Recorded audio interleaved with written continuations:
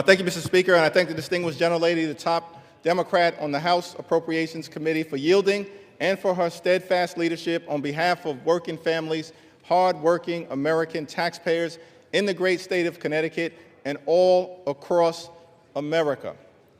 Mr. Speaker, I rise today in strong opposition to this woefully inadequate spending bill that fails to decisively address the Republican health care crisis and fails to extend the Affordable Care Act tax credits for tens of millions of Americans.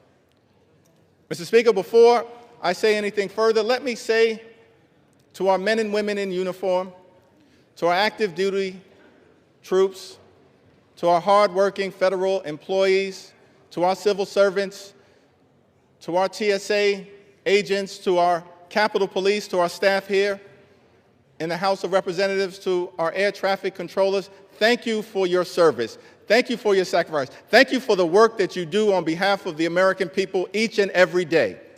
And it's our promise to all of you that we will continue to work hard to make sure that you are treated with the dignity and respect that you deserve. In a year in which the Trump administration has gone after hardworking federal employees relentlessly, including firing more than 200,000 federal employees prior to the start of the Trump Republican shutdown. Republicans control the House, the Senate, and the presidency. Donald Trump and Republicans made the decision to shut the government down, the longest shutdown in American history. Would rather do that than provide health care that's affordable to working-class Americans, middle-class Americans, and hard-working American taxpayers. All across the country, I'm certain that there are people in America asking the question, where do we go from here? House Democrats have a simple answer. We will continue to fight to lower the high cost of living. House Democrats will continue to fight to address the health care crisis that Republicans have created. And House Democrats will continue to fight to extend the Affordable Care Act tax credits for tens of millions of Americans. This fight is not over. We're just getting started. We'll fight today. We'll fight tomorrow. We'll fight this week. We'll fight next week. We'll fight this month. We'll fight next month. We'll fight until we win this battle for the American people. That's our commitment as House Democrats. And there's only two ways that this fight will end. Only two ways, Mr. Speaker, that this fight will end. Either Republicans finally decide to extend the Affordable Care Act tax credits this year, or the American people will throw Republicans out of their jobs next year and end the speakership of Donald J. Trump once and for all. That's how this fight ends. Mr. Speaker, during this painful Trump Republican shutdown, what we've seen is two different philosophies in terms of how to govern for the American people. The Democratic Party philosophy is clear. We are ready, willing, and able to find bipartisan common ground anytime, any place, to enact spending agreements that actually make life better for the American people. But in order to do that, we need to have partners on the other side of the aisle who are actually willing to find a bipartisan path forward. But what we've seen from Republicans from the very beginning of this presidency is a my way or the highway approach. That's been the Republican philosophy. Jam your extremism down the throats of the American people. That's what we've seen from day one of this presidency. That's the reason why the government has been shut down by Republicans and Donald Trump for the longest period of time in American history. What have we seen from Donald Trump and Republicans during this shutdown? A consistent unwillingness to actually find common ground in order to make life better for the American people. Donald Trump during the shutdown, found the time to play golf week after week after week. Donald Trump found the time to pardon serial fraudsters like George Santos and Rudolph Giuliani. Donald Trump found the time to meet with the Chinese Communist Party. Donald Trump found the time to destroy the East Wing of the White House. Donald Trump found the time to extort $230 million from the Department of Justice so he could line his pockets. Donald Trump found the time to bail out Argentina with $40 billion. Donald Trump found the time to rip away SNAP benefits from 42 million Americans. Mr. Speaker, these extremists are not like us. They're not like us. They have zero interest in fighting hard to make life better for the American people. Their philosophy, my way or the highway, our response, get lost. We're going to continue to fight hard on behalf of the American people. In the midst of a health care crisis and a cost of living crisis that is very real, despite what Donald Trump, the leader of the Republican Party, has to say, he claims there is no affordability crisis in the United States of America. But why would anyone believe anything that Donald Trump or Republicans have to say on this issue? Because throughout 2024, before the election, Republicans in the House and in the Senate and Donald Trump on the campaign trail spent all of their time saying that costs were going to go down on day one. But costs haven't gone down. Republicans haven't done a damn thing to lower the high cost of living. Costs haven't gone down in this country. Costs have gone up. Inflation is on the way up. Housing costs out of control. Grocery costs out of control. Electricity bills out of control. Healthcare costs skyrocketing out of control.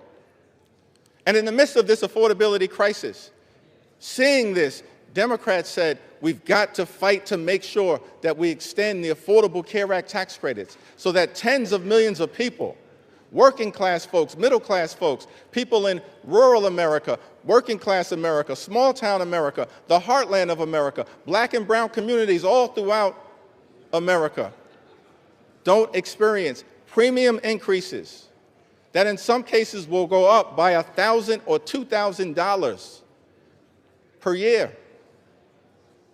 In many cases, month after month after month, $1,000 or $2,000 per month, tens of thousands of dollars per year. Unacceptable in this country, the wealthiest country in the history of the world. And this is in the midst of a Republican health care crisis. Republicans enacted the largest cut to Medicaid in American history, ripped health insurance away from 14 million Americans. As a result of Republican policies, hospitals, nursing homes, and community-based health centers are closing all across America, including in rural parts of this great country of ours. And now, because of Republican refusal to extend the Affordable Care Act tax credits, tens of millions of Americans are at risk of being unable to afford to go see a doctor when they need one. In this country, the wealthiest country in the history of the world, it can't be the case that health care is simply a privilege for the wealthy, the well-off, and the well-connected. Mr. Speaker, that's the Republican perspective. We believe as Democrats that health care has to be a right, and a right that's affordable and available to every single American in the United States. That's what this fight is all about. And that's what the fight will continue to be about as we move forward. Many of my Republican colleagues have suggested that they want to deal with the health care affordability issue, that they want to address the Republican health care crisis that's devastating people all across this country. Well, we have an opportunity for you to do so. There's a discharge petition connected to legislation that House Democrats have introduced to extend the Affordable Care Act tax credits for 3 years, because we believe that working class Americans, middle class Americans, and everyday Americans deserve the same level of certainty that Republicans always provide to the wealthy, the well-off, and their well-connected donors. Working class Americans deserve that level of certainty. So join us in extending the Affordable Care Act tax credits. It's not too late. We're in the midst of open enrollment, but the tax credits expire on December 31st. And we will stay on this issue until we get this issue resolved for everyday Americans. Mr. Speaker, as I close, I've had the opportunity, as many of us do, to serve in the United States Congress with legendary figures, too numerous to mention. Legendary members, of course, Speaker Emerita Nancy Pelosi, Steny Hoyer, the great Jim Clyburn, Maxine Waters, Elijah Cummings, Charlie Rangel, our own Marcy Kaptur, the longest-serving woman in the history of the United States House of Representatives. We've all had the opportunity to serve with legendary members, John Dingell, too numerous to mention. But one can't call that role without calling the name of the great John Lewis. I had the distinct honor of serving with John Lewis for several terms. Many of us here in the House of Representatives did. I'll never forget, on my first day in the Congress, I had the opportunity to meet John Lewis for the first time in person. And he called me over to see him on the House floor, and he just asked me a simple question. He said, "Are you the new guy?" And I said, "Yes, sir, Mr. Lewis, I am." And he said, "Well, we're colleagues now. You don't have to call me Mr. Lewis. You can call me John." I said, "Yes, sir, Mr. Lewis, I understand." And then he said to me, "You're from Brooklyn, right?" Now, Mr. Speaker, I got to be honest, I was tempted to say, Brooklyn is always in the house. But instead, since my mother raised me with some sense, Lenita Jeffries, I said, "Yes, sir, I'm from Brooklyn." And then he said something to me that I've never forgotten. He said, "Well, I hear some positive things about you from your predecessor, but Washington, D.C., young man, can be a rough place. So I don't want you to get into any trouble unless it's good trouble." And I just wanted to stop by on the House floor to make sure it was clear to the American people that the spirit of John Lewis lives amongst House Democrats, and we will continue to get into good trouble to make their life better.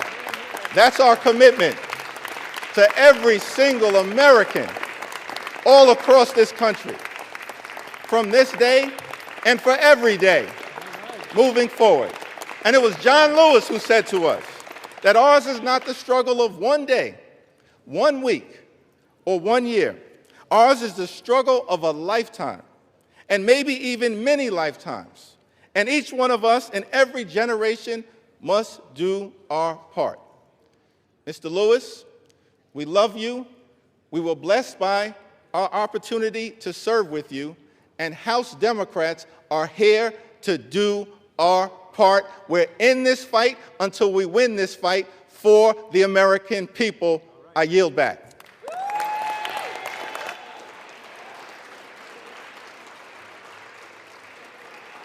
The gentleman yields. Members are reminded to refrain from engaging in personalities towards the president. The gentlewoman from Connecticut has 30 seconds remaining and is recognized. I yield back the balance of my time. The gentlewoman from Connecticut yields. The gentleman from Oklahoma is recognized. Thank you very much, Mr. Speaker. It's my distinct pleasure to yield the balance of our time to the distinguished Speaker of the House, my very good friend and a person I admire greatly. 1 minute. 1 minute. I'm actually just going to hold you to 1 minute, Mr. Okay. Speaker. My good friend, the gentleman from Louisiana, Speaker Mike Johnson. The gentleman from Louisiana is Thank you. recognized.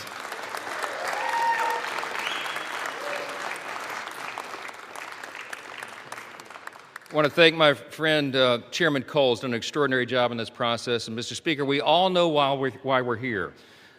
House Democrats voted to shut the government down. It was 54 days ago when we had that vote, September 19th. And since that time, Senate Democrats have voted 14 times to close the government. Republicans voted a collective 15 times to open the government for the people, and the Democrats voted that many times to close it. And then they admitted, many of them, and we could name them here, but I'm not going to take the time, they admitted that they were using the American people as leverage in this political game. They knew that it would cause pain, and they did it anyway. The whole exercise was pointless. It was wrong, and it was cruel. In mere moments, I want you to watch the board. They're going to do it again. I'm going to guess for you that most of our Democrat colleagues are going to vote again to close the government, again to take food out of the mouths of families that need it, again to deny pay to federal employees, again to stall flights and cancel airlines and do all the rest that they've done. But we are not going to let them succeed in that gambit, and that's right. While the Democrats keep voting to shut their government down, Republicans are going to vote to open it back up. And with that, we're going to get the American government running again and working for the people as they deserve. I'm going to close with this. You know, as Speaker, you have the ability to talk as long as you want, but I'm not going to do that tonight. We're not going to waste any more time of the people.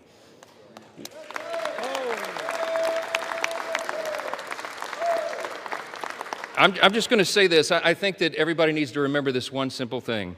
From the very beginning of this whole ordeal, on the Republican side, we operated in good faith. We offered a clean, nonpartisan CR. We were honest and transparent with the American people from the very beginning, and every single day of the shutdown, we went out and looked right into the camera with a press conference and told the American people the simple truth. We have done for the people what has been right and just and truthful. And in the end, that is what God honors always. Don't forget it. We need to get this government open as soon as possible, and I'm going to yield back the remainder of my time so we can do that. The American people demand it and deserve it. My friends, let's get this done. Thank you. I yield back.